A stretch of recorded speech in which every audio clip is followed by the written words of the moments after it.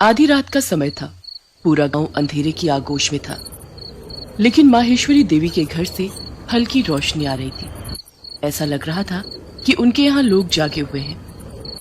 माहेश्वरी देवी की बड़ी बहू रागिनी के कमरे से खुसुर फुसुर की आवाज आ रही थी। तुमने आज भी देर कर दी आने में। जाओ, मैं तुमसे बात नहीं करती। अरे ऐसा मत करो मेरी जान, बात बंद कर दोगी तो तुम्हारा ये आशिक जिएगा कैसे? तुम्हें सिर्फ अपनी फिक्र है दिलीप, मेरी नहीं। कभी मेरी जगह पर खुद कर रख कर देखो तो पता चल जाएगा तुम्हें। अरे हम तुम अलग कहाँ हैं? हम दोनों तो एक ही है ना, दो जिस्म लेकिन एक जान। ये कहकर दिलीप ने रागिनी को अपनी बाहों में भर लिया। बहुत तड़पाते हो तुम दिलीप। तुमसे कम रागिनी। उसके बाद दोनों एक दूसरे में खो गए। कुछ घंटे बाद की बात है। माहेश्वरी देवी की छोटी बहू दीपा भी उस समय जाग रही थी और उसके कमरे में भी दिलीप नाम का वही शख्स चुपचाप खड़ा था जो कुछ देर पहले रागिनी के साथ था। उसे देखते ही दीपा भी गुस्सा हो रही थी। मिल गई फुर्सत तुम्हें?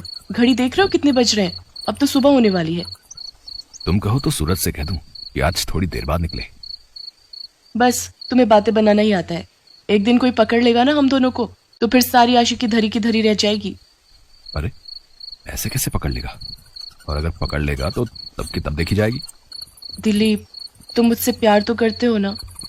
अरे तुम्हें कोई शक है क्या? शक नहीं है, लेकिन तुम मुझे यहाँ से लेकर भाग क्यों नहीं जाते? कब तक हम दोनों इस तरह छिप छिप कर मिलते रहेंगे दिलीप? अरे दीपा मेरी जान, मैं पूरी सेटिंग में लगा हूं, थोड़ा समय लगेगा अभी। कुछ दिन और इंतजार करना, फिर तो हर दिन हम दोनों ऐश करेंगे बिना किसी की परवाह किए। माहेश्वरी देवी जिस कमरे में सोई हुई थी, अचानक उनके कमरे के बाहर एक कुत्ता जोर जोर से भौंकने लगा। फिर कुछ देर बाद वो रोने लगा। कुत्ते के रोने की आवाज से माहेश्वरी देवी की नींद खुल गई। ओह, इससे क्या हुआ?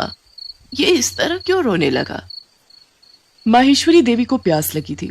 वो बिस्तर पर बैठे बैठे ही अपनी बहू को आवाज देने लगी। रागिनी, दीपा, बहू, बहू। रागिनी तो गहरी नींद में थी, तो उसे अपनी सास की आवाज सुनाई नहीं थी। लेकिन छोटी बहू दीपा दिलीप के साथ आनंद के उस सागर में गोते लगा रही थी जहां वे दोनों सिर्फ एक दूसरे के दिल की धड़कन और तेज चलती हुई सांसों की आवाज ही सुन सकते थे। दिलीप, मुझे तुम्हारे साथ हमेशा ऐसे ही रहना है। प्यार के समंदर में गोते लगाना है और भूल जाना है पूरी दुनिया को। माहेश्वरी देवी ने कई बार दोनों बहुओं को आवाज दी, लेकिन किसी ने उसकी आवाज नहीं सुनी। तो लगता है खुद ही उठकर पानी लाने जाना पड़ेगा। माहेश्वरी देवी को दिखाई नहीं देता था, लेकिन उन्हें अंदाजा तो था ही कि कैसे अपने कमरे से बाहर निकलकर रसोई की तरफ जाना है। वो अंदाजे से ही कमरे से धीरे धीरे कर बाहर निकली। जैसे ही वो छोटी बहू के कमरे के पास पहुंची, उसे खुसुर फुसुर की आवाज सुनाई दी। अरे, बहू के कमरे में कोई है क्या? वो किससे बात कर रही है? माहेश्वरी देवी उसके दरवाजे को खटखटाने लगी। बहू, बहू, छोटी बहू। अचानक दीपा का ध्यान अपनी सास की आवाज पर गया और उस आवाज को सुनकर उसका दिल जोर जोर से धड़कने लगा। अरे, ये अंधी बुढ़िया कब जग गई? दिलीप, तुम चुपचाप रहना, मैं संभालती हूँ मोर्चा। मैं बुढ़िया से बातें करूंगी, तुम पीछे से निकल जाना। वो तो अंधी है, उसे कुछ पता नहीं चलेगा। दीपा ने दरवाजा खोला और दिलीप पीछे से निकल गया। क्या हुआ माँ जी, आप दरवाजा क्यों पीट रही हैं? तुम्हारे कमरे में कोई है क्या दीपा? तुम किससे बातें कर रही हो? मैं और बातें? क्या माँ जी, आप ये क्या कह रही हैं? मैं तो अकेली हूँ अपने कमरे में। मैं भला किससे बातें करूंगी? लगता है आपने कोई सपना देखा है। सपना? सपना तो नहीं था। अच्छा छोड़ो, सुनो, थोड़ा पानी पिला दो ना। आप रुकिए, मैं ला देती हूँ। लेकिन कितनी बार आपको कहा है कि आपको कोई जरूरत हो तो आप मुझे आवाज दे दिया करिए। दिया तो था बहू, पर तुमने सुना नहीं, इसलिए मुझे खुद से आना पड़ा। माहेश्वरी देवी के दो बेटे रमेश और निरंजन विदेश में नौकरी करते थे। साल में 1 या 2 बार ही उनका आना होता था। माहेश्वरी देवी की दोनों बहुएं पिछले 2 साल से अपने पति और सास को धोखा दे रहे थे। उन दोनों का संबंध दिलीप नाम के आदमी से था, लेकिन अपने पति और सास को धोखा देने वाली रागिनी और दीपा को पता नहीं था कि दिलीप भी इन लोगों को धोखा दे रहा था, क्योंकि दिलीप दोनों बहुओं से ही छिप छिप कर मिलता था और उन दोनों में से किसी को इसके बारे में पता नहीं था। इसे कहते हैं 5 उंगलियां घी में और सर कढ़ाई में।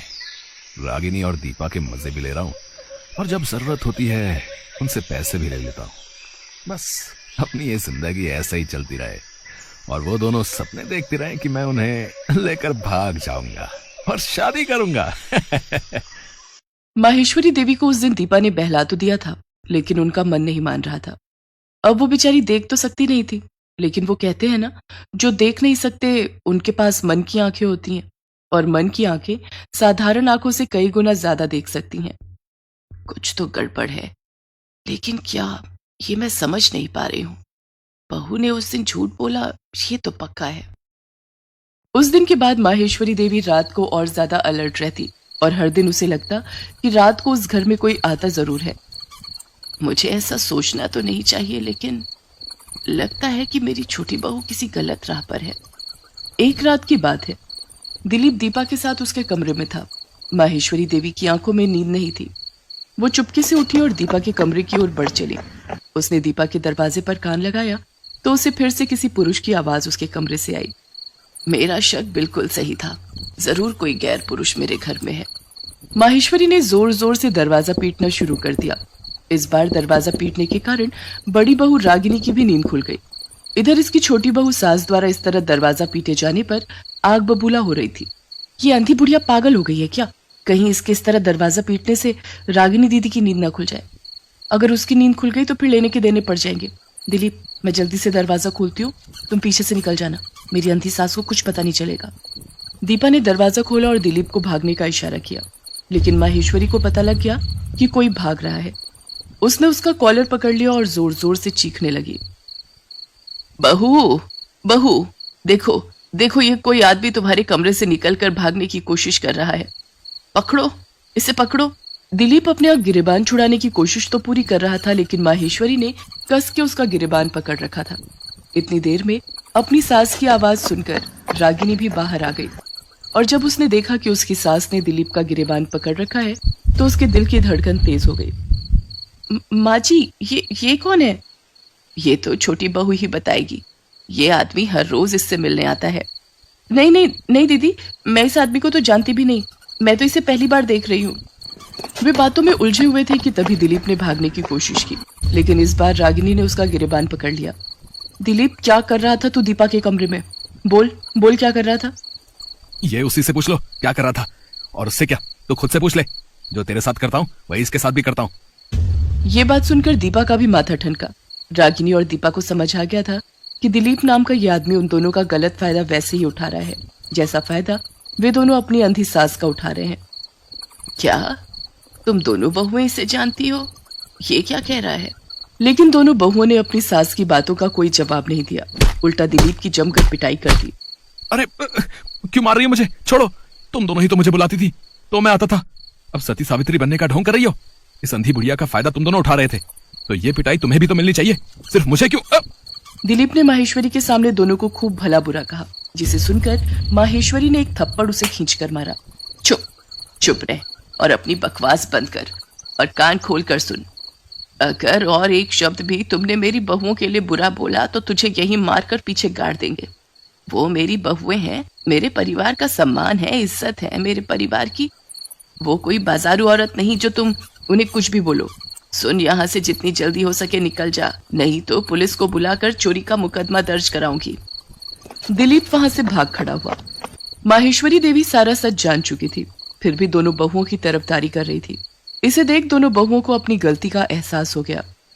हमें माफ कर दीजिए माँ जी, हम भटक गए थे। हाँ माँ जी, हमसे भारी भूल हो गई थी। हमने आपके विश्वास को चकनाचूर किया और गलत राह पर निकल गए। तुम दोनों को अपनी भूल का एहसास हो गया, यही सबसे बड़ी बात है। लेकिन बहुओं, इस बात की चर्चा आज के बाद इस घर में कोई नहीं करेगा। मैं नहीं चाहती कि जिंदगी में हुई इस भूल के पन्ने को तुम कभी याद करो। हाँ, इससे सबक जरूर सीखो। माहेश्वरी देवी की बातों को सुनकर दोनों ने उन्हें गले से लगा लिया